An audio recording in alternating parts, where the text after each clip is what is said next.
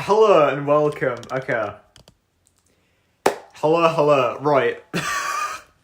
So, this probably looks like some madman scribblings. This looks like some hieroglyphics from, like, the 1800s.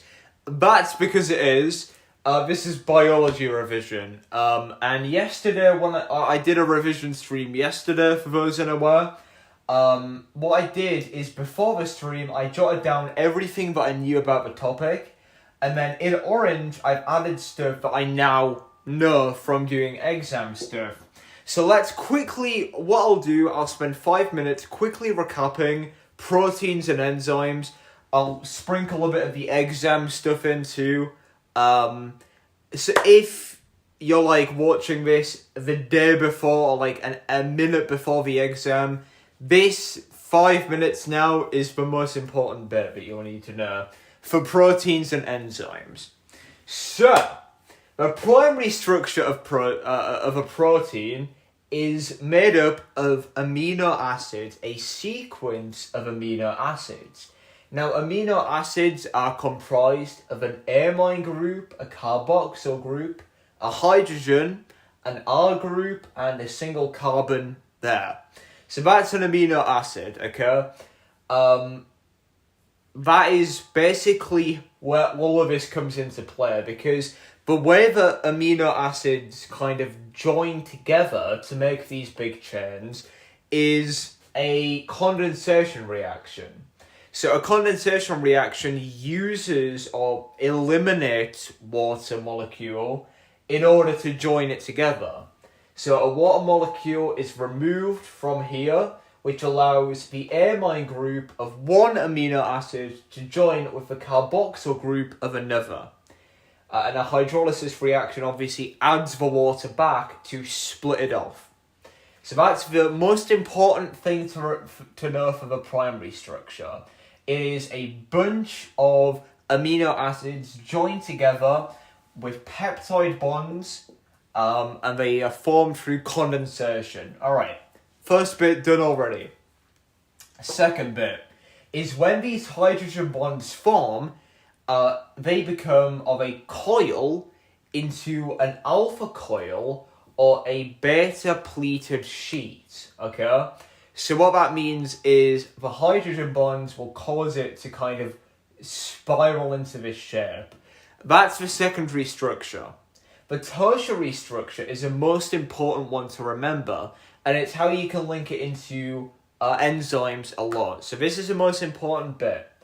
These coils get folded and coiled even further, okay? So it happens even more. And when this happens, the hydrogen bonds obviously still are there. Then you have the formation of disulfide bridges between the sulfur molecules. And these are in the cysteine amino acids specifically. Remember, the R group is different in each one. Every other part is the exact same except for the R group.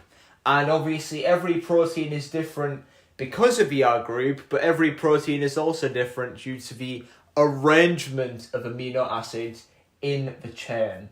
So disulfide bridges form.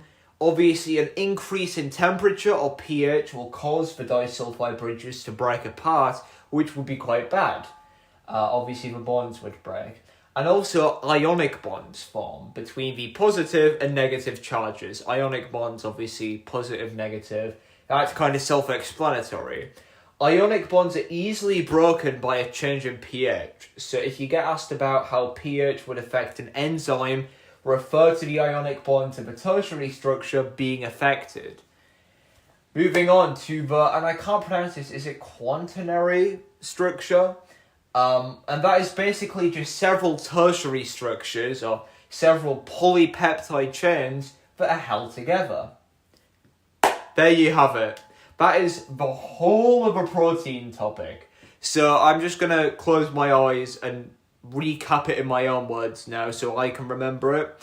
So the primary structure is a sequence of amino acids bonded together through a condensation reaction. obviously with peptide bonds. The secondary structure is when hydrogen bonds begin to cause it to either coil or form beta-pleated sheets. The tertiary structure is when we get disulfide bridges forming in the cysteine amino acid. It's where you get your ionic bonds in the positive and negative. And it's when the hydrogen bonds begin to, I guess, occur even more. Just going to quickly Google.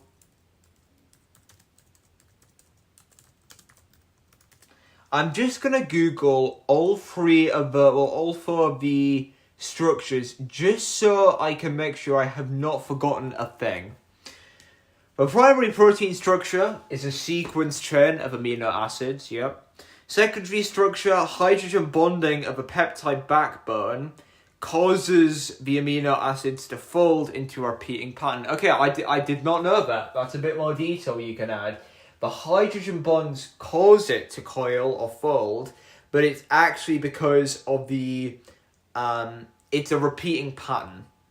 The tertiary structure is a three-dimensional folding pattern of proteins due to side chain interactions. Okay, that's an important bit to note. And then the quaternary structure is more than one amino chain. All right, well, we've got everything. That document there, that little infographic, basically just covered everything there except for one or two extra details.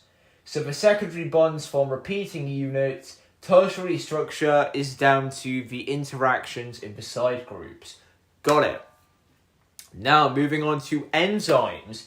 The topic that we've done with our teacher, we have not covered certain parts of it yet, which means my knowledge of this is very skewed. I'm going to be lacking a lot of information compared to maybe you, but it doesn't matter. Let's keep on doing it. So enzymes obviously are just proteins, the quaternary structure. It's several polypeptide chains. So an enzyme's active site is the part in which the substrate binds with the enzyme. This, when they bind together like this, it forms an enzyme substrate complex. Important word there, enzyme substrate complex. You put that in your oh, hang on, one sec.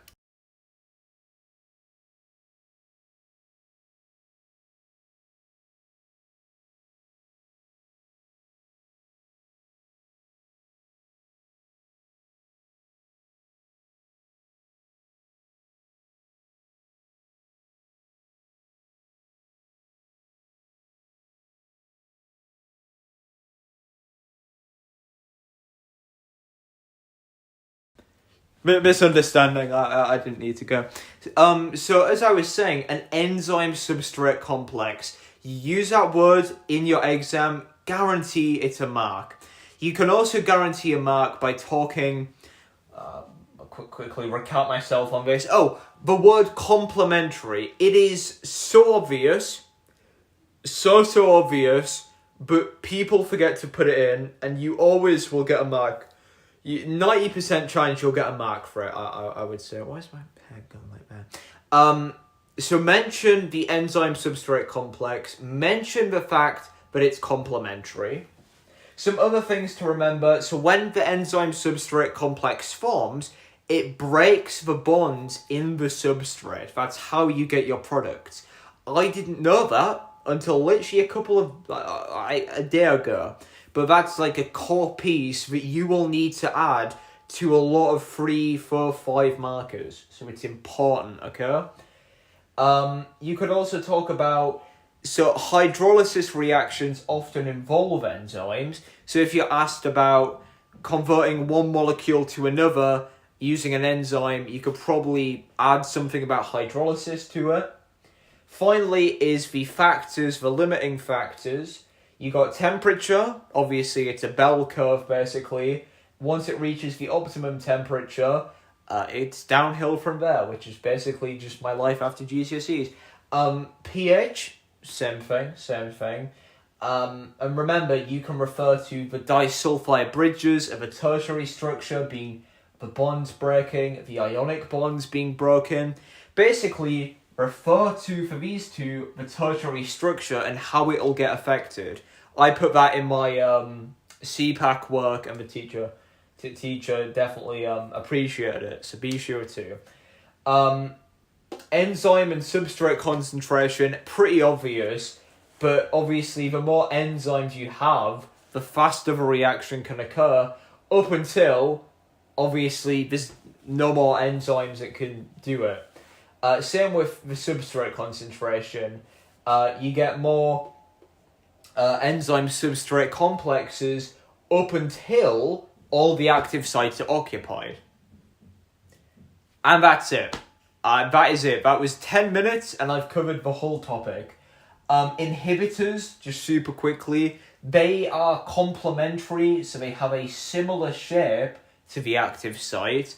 They bind and prevent enzyme substrate complexes from forming. If you want to stop an enzyme control reaction, this was a question yesterday. If you get asked, how do you stop an enzyme reaction, what would you say? It's the most obvious thing. Just increase the temperature, increase the pH. I missed out on 2 marks because I overthought it, and I thought it was talking about like inhibitors. Nah, just temperature, increase the temperature. Bonding between amino acids, I've drawn it there, but it's literally just the amine group bonding with the carboxyl group. The induced fit model is when the enzyme has a more dynamic reaction. Basically, the active site fits to the complementary substrate. It changes shape slightly to fit. And in the lock and key method, it's an exact shape but doesn't change. Pretty obvious thing, but enzymes denature, obviously, if they're not in optimum conditions. And a lower temperature will obviously reduce the rate of enzyme activity as well. I believe that that's everything. I believe that that is literally everything about the topic. Primary structure, secondary structure, tertiary. I honestly can't think of a single other thing that we need to know for this topic. All it is on proteins and enzymes. All the topic is that we have this exam for. So, before we get onto some exam questions, because I know we have a viewer, no idea who it is, but before we get into exam questions, if you guys are happy with this, let me know. If you need me to explain something, or you think maybe I explained something wrong, let me know, because again, I'm not a bloody teacher, okay? I'm not bloody, I don't know, I'm not bloody Mr. Hooper, you know? I obviously can't explain biology the best, because I'm not a teacher, I'm not qualified to teach, so I'm just explaining it based on how I've been taught it. You guys might interpret something different, you guys might have an easier way of understanding stuff. Let me know if you do, because obviously I'm doing the exact same exams that everyone else is. Okay, let's start with question number 7. We're on Physics Math Tutor. It's literally just the section where you look at all the protein and enzyme questions. So question 7, we're about halfway through. Describe a biochemical test to confirm the presence of a protein in a solution. And we haven't done this. I don't think we've done biurea testing yet. So this is going to be purely going off of my GCSE knowledge now. Biurea testing. You would add biurea solution to the biurea solution, whatever you call it, to the solution. You would probably shake it or mix it well, wait a couple of minutes, and then you would get it would be purple if it was positive. Let's have a check, shall we?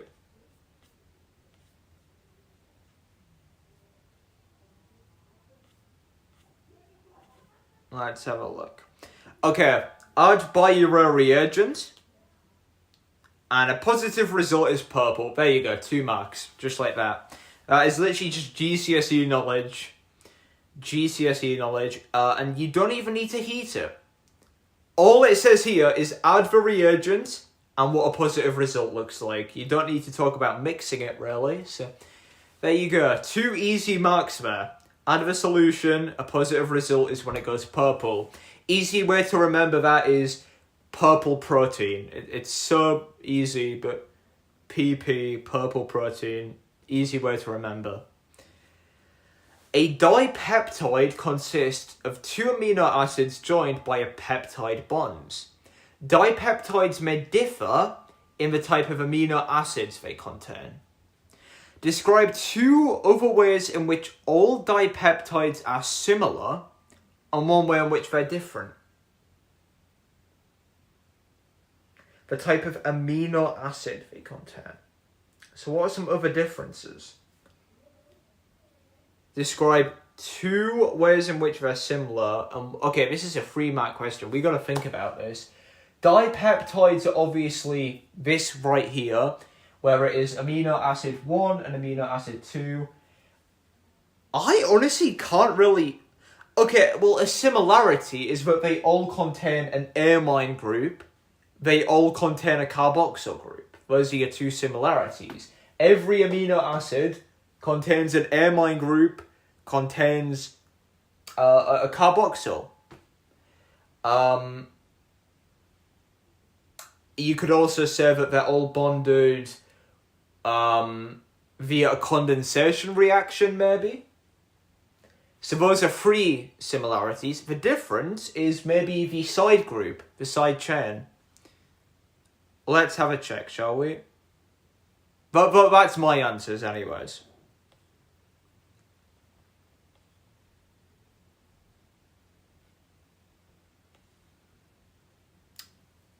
Easy 3 marks. They all have an amine group, although you may needed to have specified at the end, and a carboxyl. Okay, so that was 2 easy marks there for common facts. And you wouldn't have gotten it for talking about condensation reaction, which I think is fair. I kind of guessed on that one. So easy 2 marks.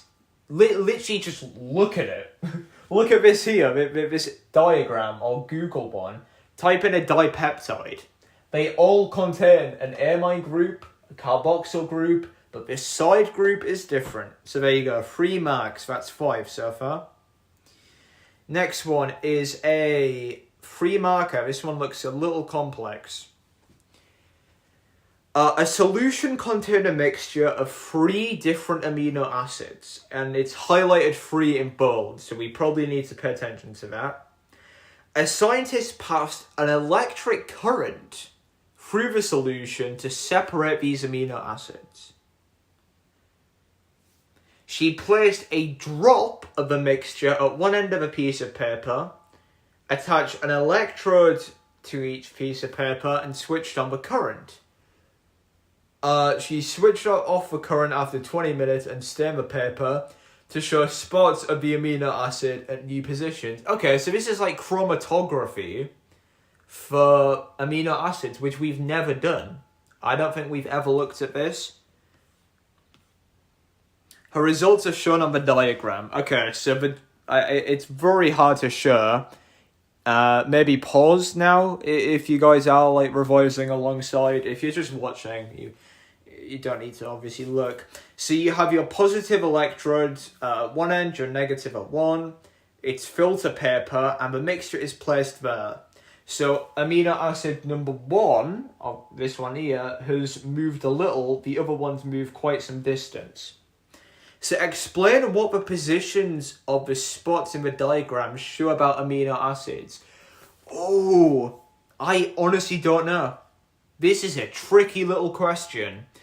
Explain what the positions of the spots means. Okay, well, I don't know this, so let's try and infer the answer using common sense. I'm going to use a purple pen today, so, we're going to need to maybe make some space here. What can I get rid of? I'll get rid of these, because it's... I'll get rid of the induced fit model description. Alright, this is where we're working today. Okay, so I'm going to infer, so this is what it looks like. Hopefully you guys can see this. You have one amino acid there, one there. That's where you'd put it. So they've clearly moved. Now you have a negative electrode at one side, a positive electrode on the other.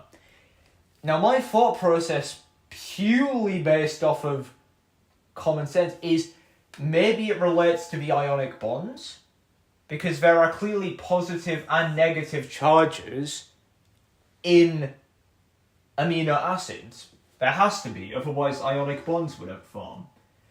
So my thought process is maybe the one here, the one position furthest away from the starting point, contains a higher amount of maybe positive ions, which is why it is attracted.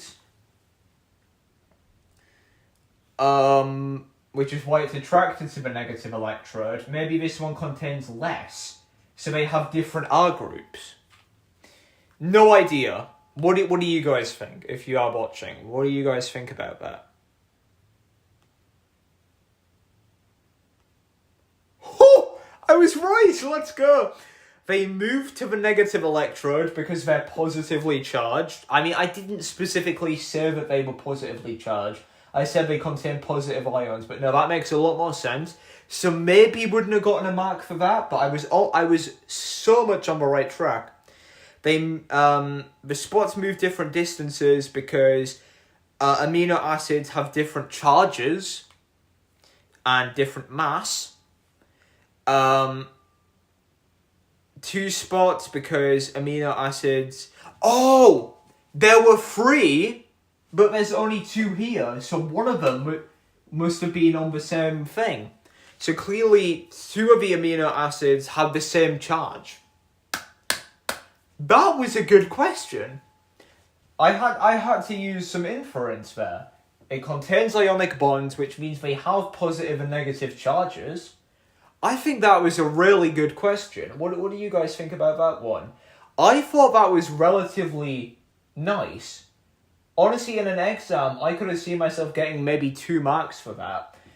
Oh, I mean, I obviously didn't get this part right. I forgot to factor in the fact that there were 3. But I probably could have gotten the part about charges right. I mean, it's kind of common sense. Positives are attracted to negative and vice versa. If these are moving towards the negative, they're clearly positively charged. That was a banger of a question. I'm only going to give myself a mark for it because I didn't specifically mention charges. I mentioned ions, which isn't the case. But now, looking at in retrospect, I definitely could have gotten some marks on that. I honestly just kind of forgot the word charge existed. Okay. This one, I do not know in the slightest, and it's 3 marks. Describe how a non-competitive inhibitor can reduce the rate of enzyme-controlled reaction. No idea. I know inhibitors bind to the active site of an enzyme to prevent further enzyme substrate complexes being formed. What is a non-competitive one? Does it mean it only prevents a certain amount? I don't know. Let's read. Let's figure this out. Let's look at what the mark scheme has to say. It attaches to the enzyme at a site other than the active site. Never knew that there were other sites on an enzyme. So it attaches to the enzyme's attaches to the enzyme at a site other than the non-active site. Okay, so let's maybe add some info here. So it's the non-competitive inhibitor. So it binds to, so we have a little drawing of an enzyme that looks like this. Maybe we add a little part here that the non-competitive one can go into. That's interesting. I honestly never knew that there were other parts of an enzyme site. It changes the shape of the enzyme's active site. Oh! So so the active site is no longer complement. Wow, okay, that is some cool shit right there. Because you probably, if I knew what that did, I probably could have inferred what it did. So what it does is it binds to the enzyme's a different site called the inhibitor site. So you have the active site where substrates go to. You also have an inhibitor site. That is interesting. Genuinely did not know that.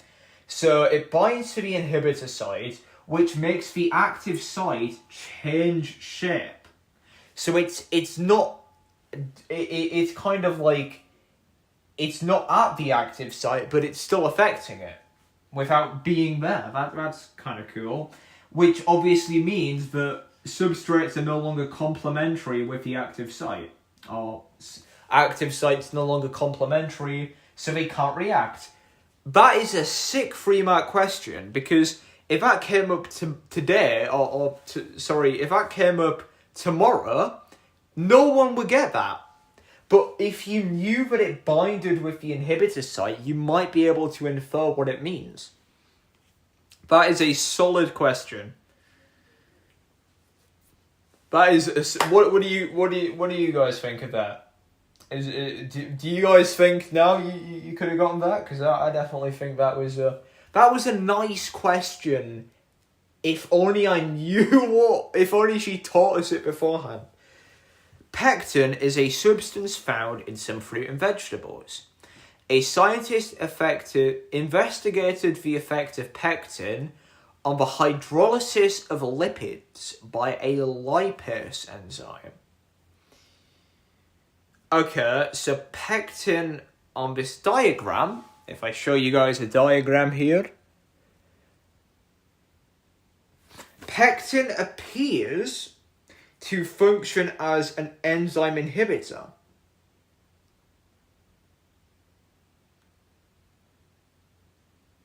And what it's... Okay, now this is something that I might know, I might not. Use figure 1 to explain why the scientists concluded that pectin is a non-competitive inhibitor. So when there is no pectin added, you can see that the lipase's activity goes up, but you see when pectin is added, it obviously stumps it. So it is definitely an inhibitor because there is a decreased amount of lipase activity. Why would it be non-competitive though? Is it because there is still some activity? There is still some activity, which means that... I don't know. Come on, I gotta interpret something from this graph. I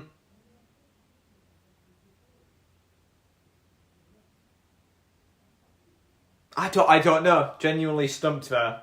I've tried to figure it out, but I can't. Okay.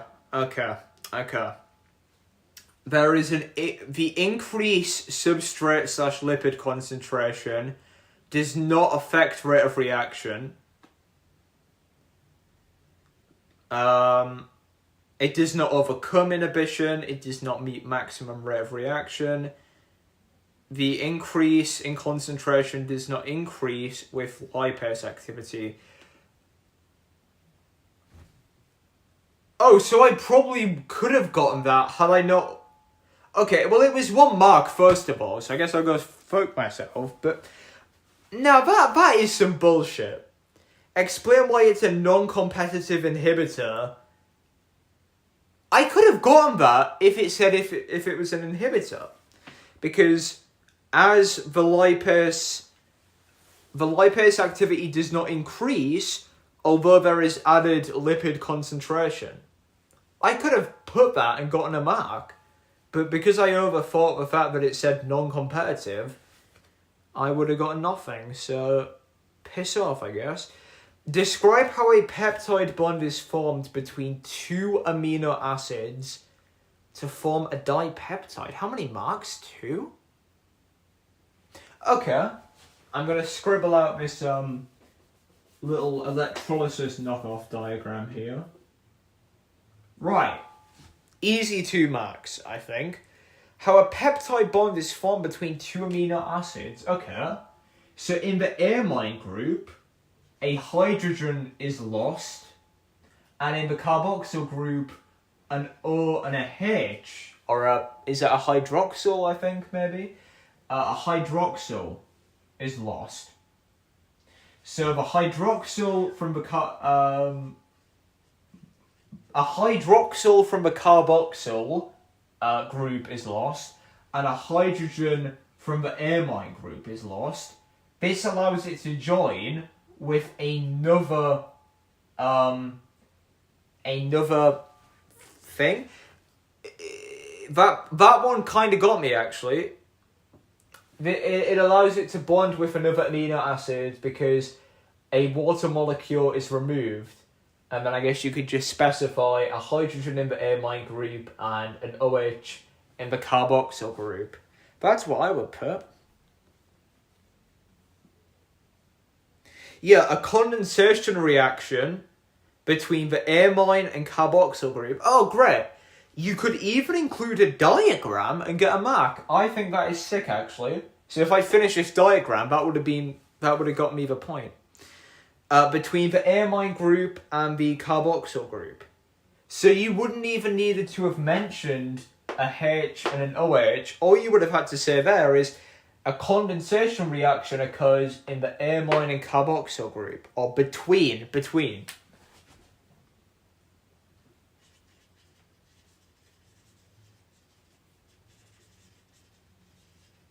A condensation reaction occurs between.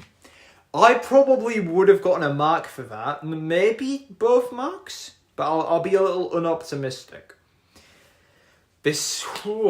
The secondary structure of a polypeptide is produced by bonds between amino acids. Describe how. Well, I know it's to do with hydrogen bonds forming. They form into repeating structures of an alpha coil or beta pleated sheets. That's all I know. Hydrogen bonds between NH and carboxyl group. That was it? That was it? Bruh. Okay, great. All you would have had to put is that hydrogen bonds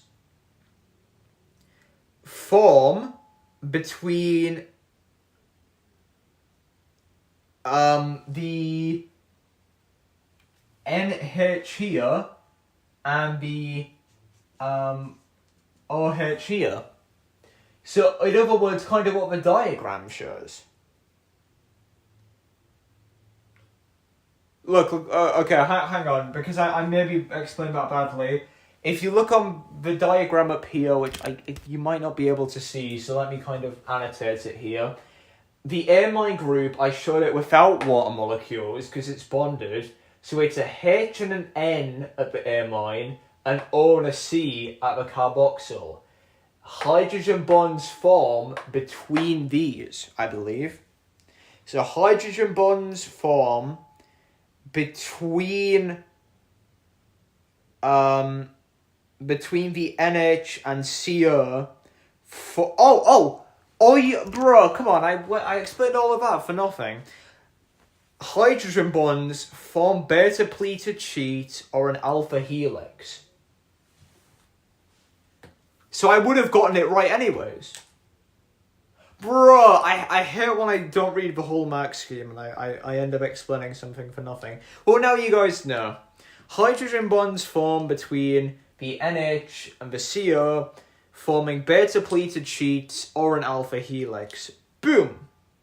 That is my time to probably start hurrying up because I need to go soon. Well, I don't need to go, but I can't be asked to do this any longer.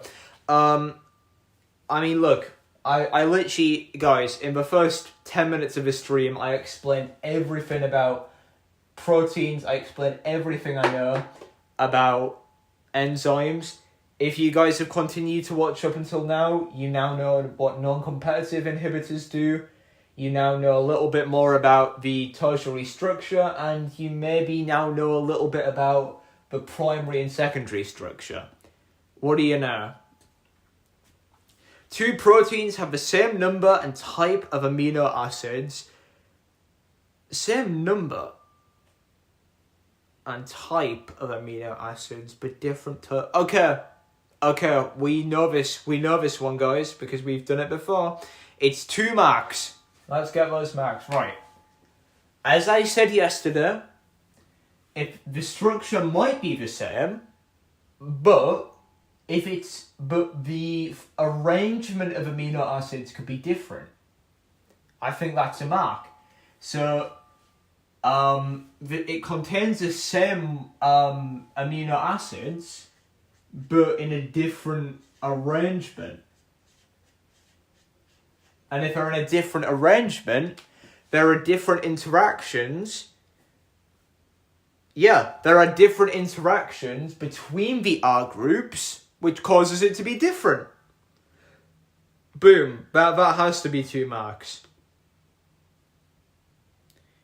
Different sequence of amino acids. So they form different hydrogen, ionic, and disulfide bonds. Okay, I maybe wouldn't have gotten any marks for that, but I was on a very right idea there. A very right idea. You literally could have said that a primary structure was different. That would have gotten you a mark. Saying the primary structure is different is a mark. Which is literally what I was just explaining, but in more complex terms. The primary structure is different, which leads there to be different disulfide bridges, different ionic bonds, and different hydrogen bonds, yeah. I said that there were different interactions between the tertiary structure, which obviously wouldn't have gotten a mark, but I was, again, on the right track. So there you go, guys. If you get asked about why 2 identical proteins have different tertiary structure, it's because their primary structure is different. That's why. That could have been a very easy 2 marks, but again, I kind of overthought it. Or I think there I over-explained it, which is a common thing that I do, but again, I do these streams. This is going to sound awful, but I don't do these streams to help other people, although it is my utmost happiness if people are helped by them. I do these streams because I find if I can explain something to a random person, or even no one, if no one's watching, I find that if I can explain it to a camera, then I can understand it better myself. That's just my way of thinking. A formation of an enzyme substrate complex increases the rate of reaction. Explain how. Okay.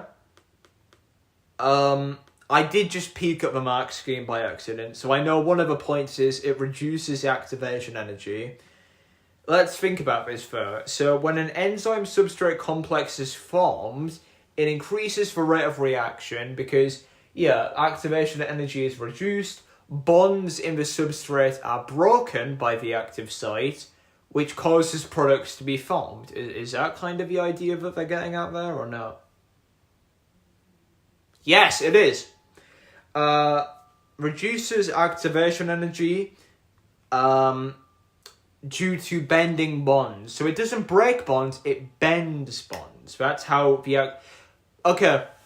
Important thing there. Final thing that I'll write on the board for today is bending bonds, or BB.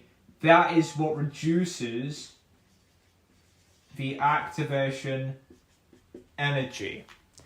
The bonds get bent, which reduces the activation energy. That is a mark right there for saying the bonds go snap, basically.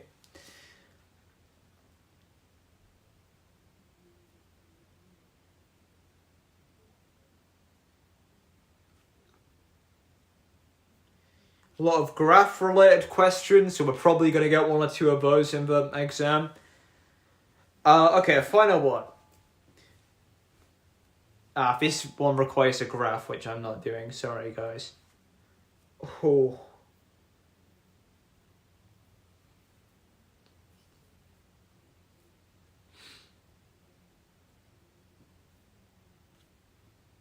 A lot of these are tough. What the hell? There is a very nasty question here, which I hope to God we don't get in the exam.